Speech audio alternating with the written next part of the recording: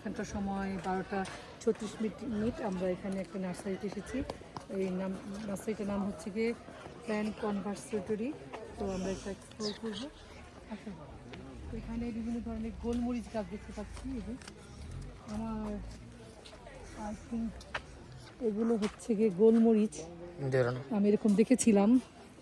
তো বিভিন্ন প্ল্যান্ট এখানেই করে, ওনারা চাষ করে আর কি। নার্সারি টাইপের জায়গাটা খুবই সুন্দর।